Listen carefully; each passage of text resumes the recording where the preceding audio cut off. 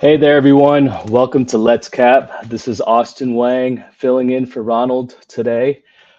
He's taking a well-deserved vacation and break, but he's partying it up in Vegas, so we're not going to feel too bad for him. We've got a short slate today, two WNBA games, as well as only three MLB games, which I'll have Munaf Manji join me in a couple of minutes here. I'm going to go through the WNBA games first and really just fill in for Ronald, go through the games, show how I use the Money Baller website to approach my handicap, and hopefully give you some good insights here. So let me go ahead and pull up my screen. Apologies if there's some technical difficulties. This is my first time doing this on this format. Hope I don't sound like Joe Biden during the debate up here. So bear with me here.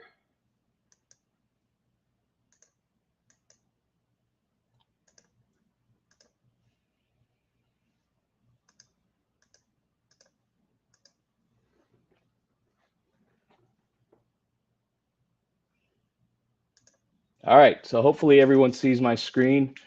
So the first game is the Connecticut Sun at the Phoenix Mercury. So if you could see here, up here at the top, this is where we put our situational notes. So this is where we put where we think there's a favorable advantage, a situational advantage, or unfavorable situational advantage. So for the Sun, they have a rest advantage. They've been rested for looks like 3 days. They're coming off a loss as a favorite, so they're in a bounce back spot here.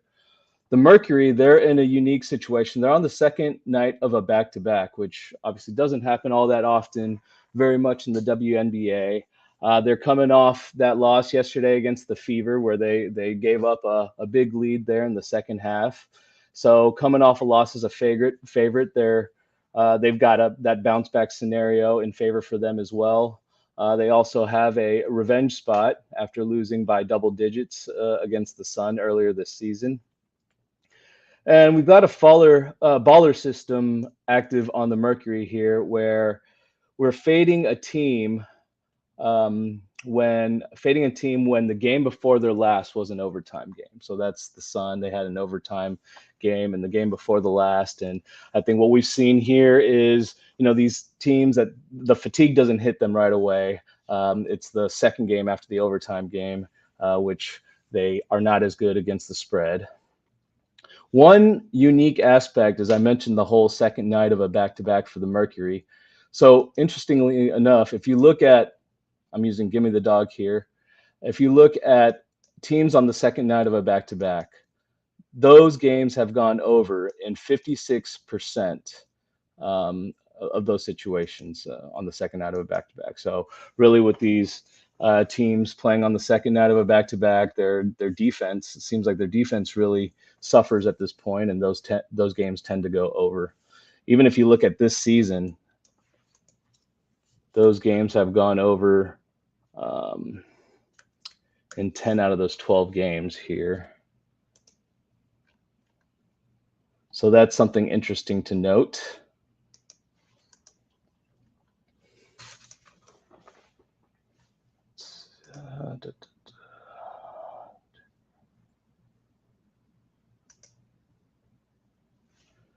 All right. The second game is the Dallas Wings against the Seattle Storm. So over here, once again, you'll see the situational spots.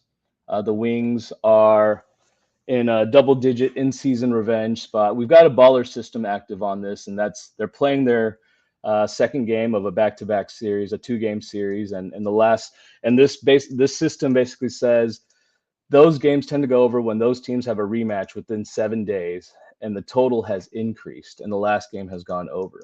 So, the last game they faced off against each other, the total, it looks like the total has increased, and so it typically indicates a bet on the over there. So one thing we did want to mention here is that one look that we like here is the team total for the Storm.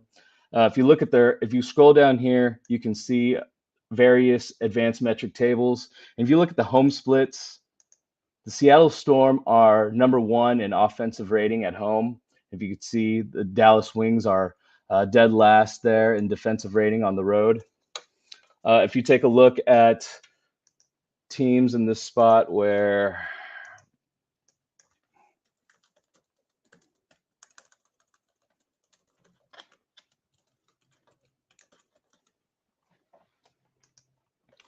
the Storm has faced the same opponent in back-to-back games just one other time this season, and that was against the Lynx back on May 17th, 2024.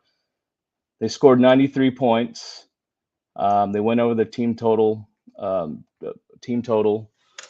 and yeah, it was against the Lynx, the number 1 defense in the league. And if you look on the other side, the Wings,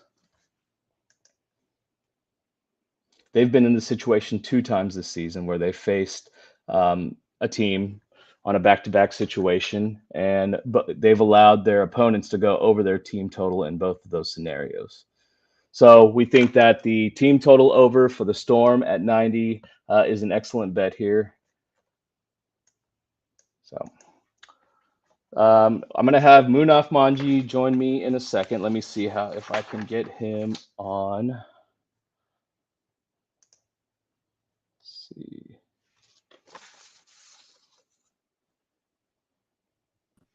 All right. Hey, Munaf. Austin, what's going on, man? How you doing? I'm doing well. I'm just trying to get things figured out over here. But yeah, no, I'm doing well.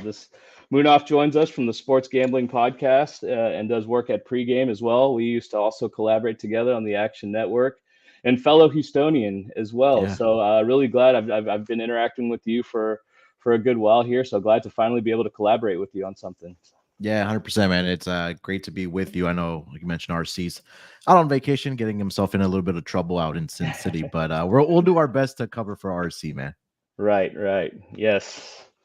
Yeah, so we've got a short slate today for the MLB. I feel like, yeah, they're usually short on Monday, but I don't typically seem to be more than 3 games. But this will give us the opportunity to go through the slate for all 3 games on the slate. So I'll go ahead and kick it off first and just show everyone the Astros are facing off against the Blue Jays in the first game of their series. We got Hunter Brown on the mound, who really has bounced back really nicely after having the yips for the first couple games. Yeah.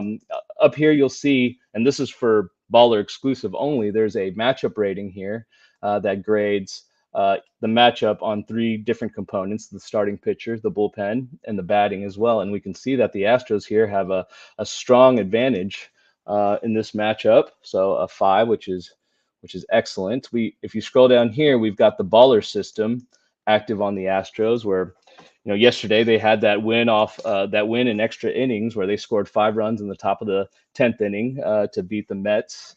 And they used 7 pitchers. And so this system that's active here is to back the team off a win where they used a lot of pitchers, which seems counterintuitive because, obviously if you're using a bunch of your bullpen arms, you would think that there would be some sort of, let down the following day, and you use your best arms and you have a fatigued bullpen. But in this case, looking at this situation, it's been historically very profitable in the past. I don't know if it's one of those situations where the team gets a morale boost from such a collective win, and even a win in extra innings as well. So that's something interesting. So we've got a strong matchup rating, Baller system in favor of the Astros, and kind of going down here, you're looking at Hunter Brown's last 5 starts, which he's only given up 1 earned run in the last 4 games. It's incredible. And I wanted to show something real quick. So over here up top, you can filter between full season, last 30,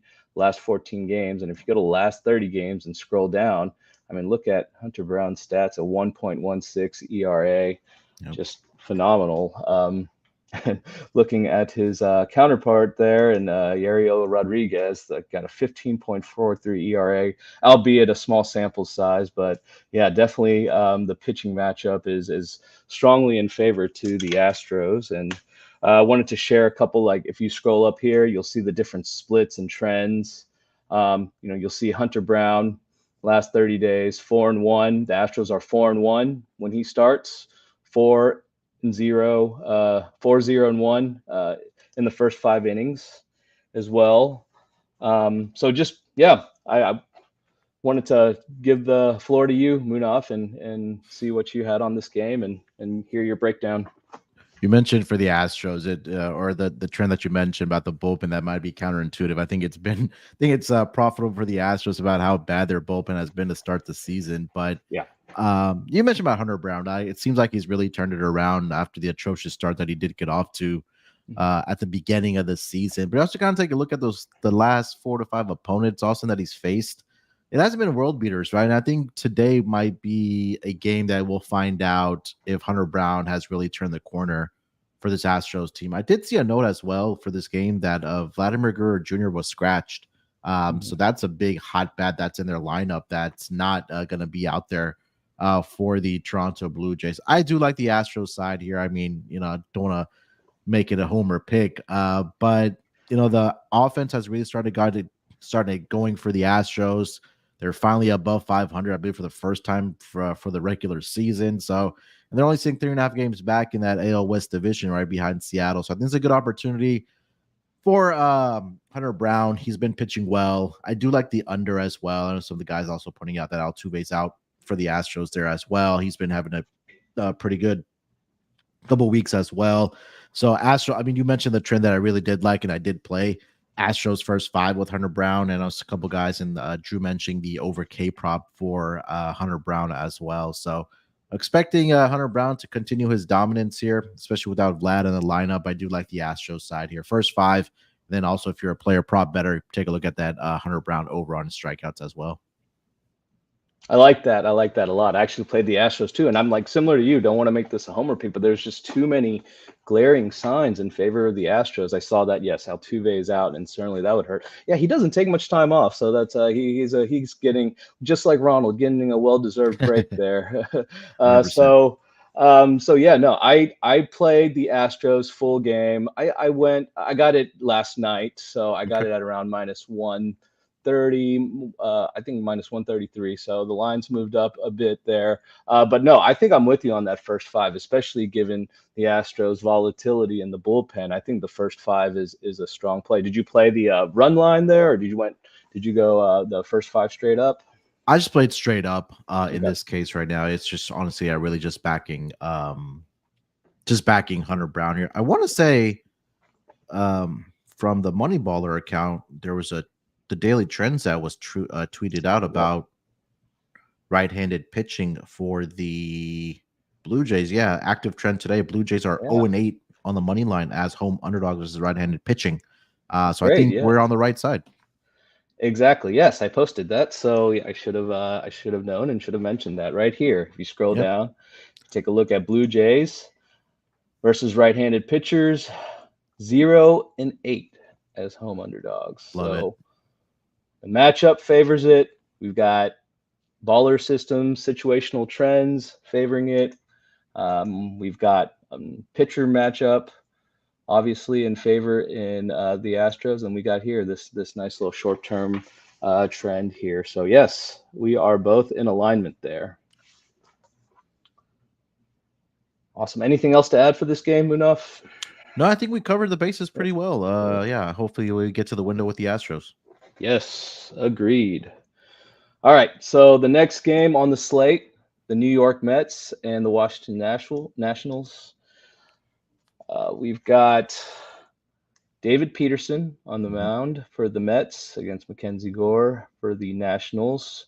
Scrolling down here, if you take a look at just the records itself, David Peterson, not someone you've historically had confidence in, but if you take a look at his games this year, 4-1. The Mets are 4-1 when Peterson starts, 4-0-1 in the first 5 innings. Same thing with all those games have gone under as well.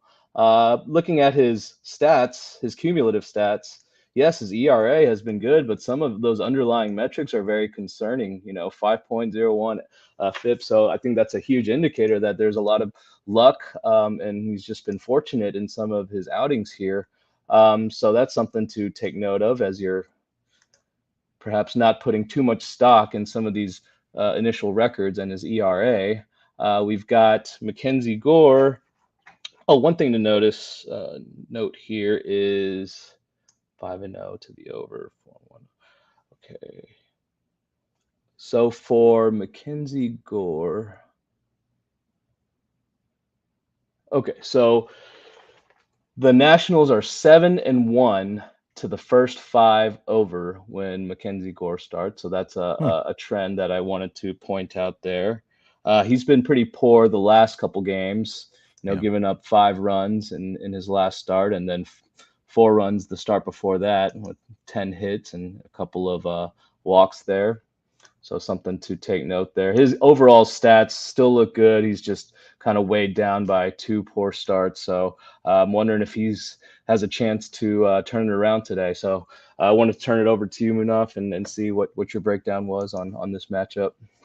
Yeah, you take a look at the Mets offense. I mean, they absolutely broke out in the month of June there. I think they'll be able to carry that over, especially since Mackenzie Gore's a left-handed pitcher. You take a look at some of the standard offensive numbers and some of the advanced ones for the Mets. I mean, they're top 2 or top 3 across most of those offensive categories, whether it's team batting average, whether it's slugging percentage, OPS, WRC plus, a stat I love looking at.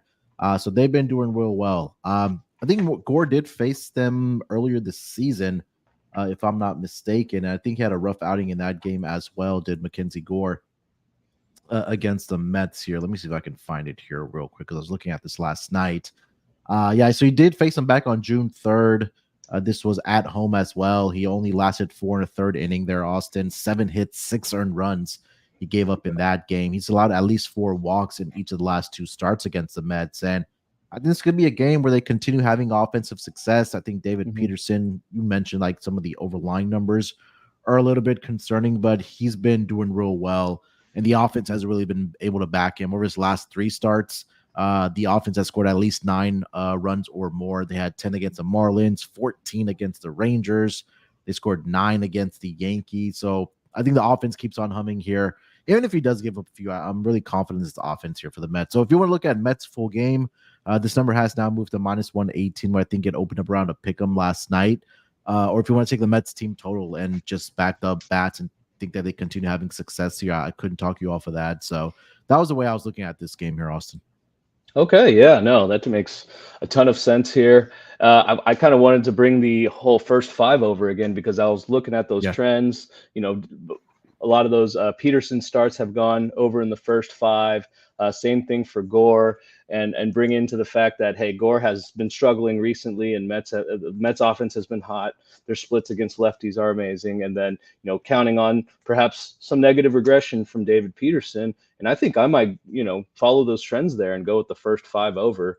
I like your plays as well. The Mets full game makes a lot of sense, as well as the team total over.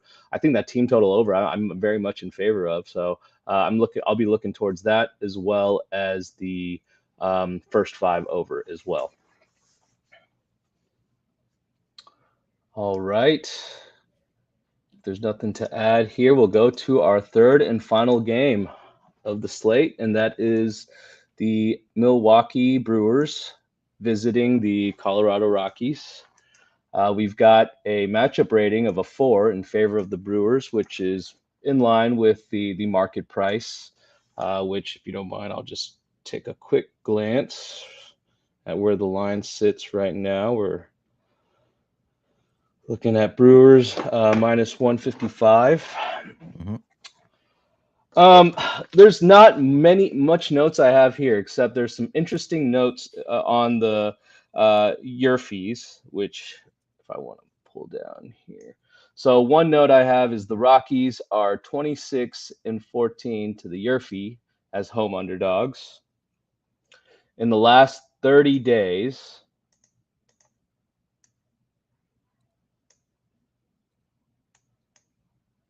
the Colorado Rockies have gone 5-0 to the year fee when Gomber started, and then the Brewers have been 3-0 to the year fee when Bryce Wilson has started. So those are a few trends that stood out to me as I was looking through the slate.